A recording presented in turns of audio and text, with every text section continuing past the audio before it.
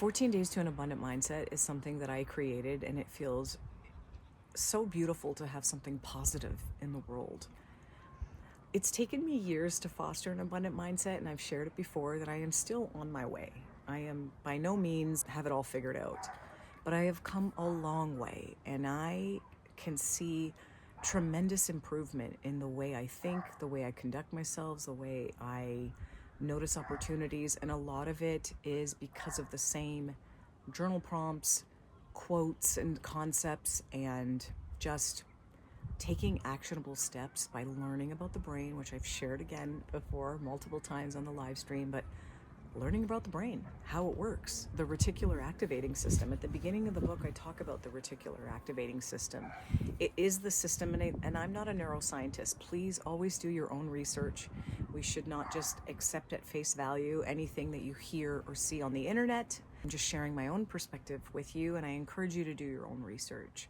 The reticular activating system is a part of the brain that acts as a filter, and it decides what it allows into your consciousness based on what you think is important, what you value, what's on your mind. So apparently there are billions and billions of bits of data per second, like the way our clothes feel on our skin, different sunlight and sounds and noises, and the brain would be overwhelmed if it just allowed you to process everything.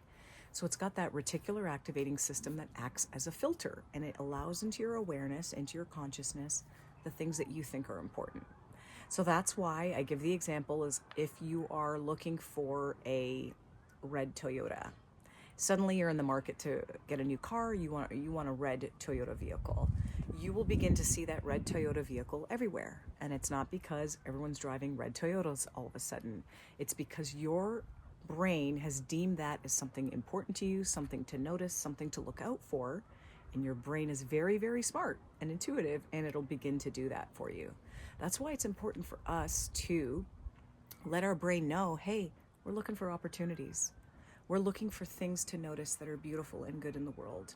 We are looking for ways to improve our character, our mindset, the way we're thinking. And if you actively start participating in those things, your brain will start to work in your favor. The same is true if, you think you have bad luck and things never work out for you. Your brain will always look to prove you right, and you will start noticing all the things that confirm. It's almost like a confirmation bias, which you've probably heard of too, that your brain will always look for information that confirms what you already think and believe is true. That's confirmation bias, and maybe it's linked to the reticular activating system. Who knows? Again, please do your own research. This is just my perspective, what I've learned along the way. But that one's a big one. The reticular activating system, I talk about it at the beginning of the book, that's a huge one. So if you know that your brain is going to filter out everything that's going on and only allow into your consciousness what you think is important and what you want, you've got to be very, very intentional about what you want.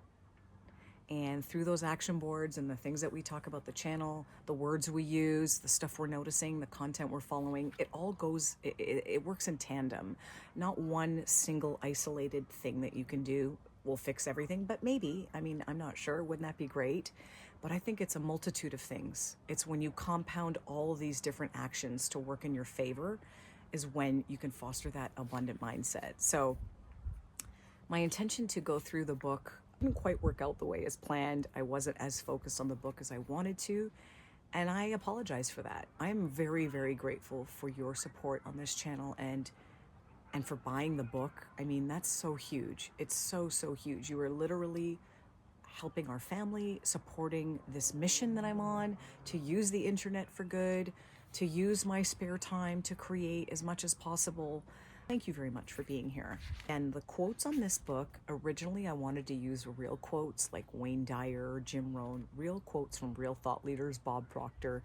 But for copyright reasons, after looking into it, it's best not to quote other people and name them in your book. So I had to redo their quotes in my own words. Now, the first quote is, "The company you keep quietly molds your future." Now, I'm allowed to say on this video that Jim Rohn quote, that you are the average of the 5 people you spend the most time with. We are the average of the 5 people we spend the most time with. They say our income will be within 20 grand of those people, relationship quality, even health, in terms of like our physical appearance, how active we are, how inactive we are typically usually within the same range as the 5 people we spend the most time with. Now, I would argue nowadays the content that we're following might even qualify as those people, because if you are seeking out content from the same person every single day and hearing their insights and their input, they will have an impact on you. So you might be able to count the people that you follow and the people that you listen to online as part of the 5 people you spend the most time with. And that actually serves me quite well, because there's a handful of people I listen to regularly, like I said, the Jim Rohns, the Wayne Dyers, that I can feel their way of thinking has become sort of, not necessarily their way of thinking, but insights that I've learned from them, I have put them into play with the way I think and the way I do things. So I would encourage you to look at the 5 people that you spend the most time with. And I'll read out the insight for this quote. So, our behaviors, personalities, and mannerisms are heavily influenced by the people we spend the most time with. We are shaped by their energy, beliefs, habits, their values. For example, if you hang around 4 smokers, you're most likely going to be the 5th. But if you hang around with 4 people that are really into working out and fitness and eating well, you will most likely be the 5th. Take a moment to reflect on your inner circle, the media you follow, and the conversations you're having, and your self-talk matter, because your mind is always listening. So again, if you're living in a household with someone that's, really not making the best choices, you can't just cut people off in your family and friends necessarily, or if your wife or husband or spouse, for example, or partner is not necessarily in alignment with what you want, I'm not suggesting you leave them all and ditch them. You might have to seek out other things to supplement what you do need. If it's talking to family members on the phone every day, if you call them every day for half an hour and they just complain all the time, maybe you call them every other day for 20 minutes and then 15 minutes. I mean, it's okay to distance yourself from things and people that are not in alignment with what you want. It's going to look different for everyone. It's going to be a very sensitive subject if it's someone that you're living with, but perhaps you can direct the conversation so it's more positive or more focused on the things that you do want to talk about instead of complaining, right? It's okay to be in a conversation with someone that's complaining and say, oh, okay, I'll give you a few more minutes to vent and let it out, and then we're going to direct the conversation in a new way, because I'm being very mindful with the complaints and the things that I'm talking about. And anyone that loves you will respect that. And if they don't understand or respect it, it's a sensitive subject. You might have to limit some time with them, say less, but have your own strategies to get through these times, because we can't expect other people to change for us. We can't expect other people in our lives to suddenly do the things we want and become the person we want them to become. It's on us. So I would keep that in mind. Now, every page, every day, there's 14 days in this book. So every day has these little mini challenges to help you step out of your comfort zone. So you don't have to do all of them, but if you want to just do 1 or 2 or 3, whatever you're comfortable with, I would encourage you. So the first one says to unfollow or unsubscribe from 5 negative or unhelpful connections and replace them with something inspirational or motivational or educational or empowering. If there's a lot of politics and negativity in your life or something like that, and you want to kind of distance yourself, you can maybe unsubscribe from 5 of them, right? Where it's not in your feed bombarding you every day, and then replace it maybe with some healthy recipes or some neuroscientists that are talking about the brain, talking about the mind and things that you do want, how to set goals, whatever it is that you're working on. Only you will know what you're working on or what you want for yourself. And then you can kind of pair that with some of the tips and tricks in this book. Practice positive self-talk. Become your own best friend. I had no idea how hard this was for people. Self-talk, positive self-talk, and becoming your own friend in your mind.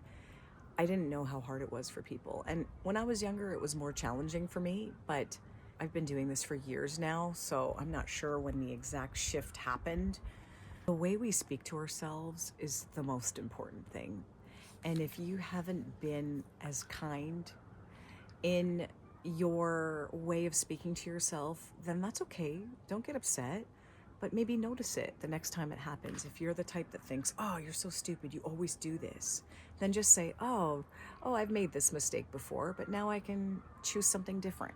Or going forward, I'm going to make a different call. I want these affirmations and the reframes that you use to retrain your mind, they have to be authentic to the truth. We can't say we have $1 million in the bank when we're in overdraft, for example, but you can say, I am capable of making $1 million, and I am capable of finding the way to learn and grow to get what I want, just like other people have. Other people have, for sure. There's people from third world countries that have made it and they're doing well. Why can't you? Why can't I? So it really is important to have that self-belief and that positive self-talk. And maybe it's not necessarily positive self-talk. Maybe it's neutral. Maybe it's neutral self-talk. To go from negative self-talk all the way up to positive is going to be a big jump. You don't have to. Go to neutral. Speak to yourself in the way that you would speak to a friend or family member or your child, for example. Speak to yourself in that manner. And then when you catch yourself saying something negative, ask yourself, hey, would I say this to my best friend? No. So then why would I say it to myself? That was how I used to talk to myself. It's not who I am anymore. It's not who I'm becoming. And it's okay to catch yourself mid-sentence and reframe it. Or you catch yourself right after and say, oh, okay, see, I did that again, but I'm not going to do that anymore. It's not serving me. It's not helping me. And you can coach yourself in real time out of these thoughts. I've had to do it all the time for myself. I think a thought and then I realize that's not the thought that I want to think. And I can backtrack on it. Yes, the thought already happened, but you have the ability to backtrack or say, hey, that's something that I don't want to think anymore. I'm going to tweak it. And reframe it with something different and more powerful. Record yourself saying 5 positive, heartfelt affirmations. On your phone, you've got that voice recording. Record yourself saying 5 positive affirmations. Something like, I have the ability to change. I have the capability of becoming the person I want to become. I can forgive myself for past mistakes. Who I was before is not the person I am any longer. I know a lot of people are dealing with shame, and I appreciate it when you are so vulnerable to be truthful and honest. It really helps me understand what people are working towards and then better cater some of my content and videos and ideas around that, because I do want to add value and be helpful.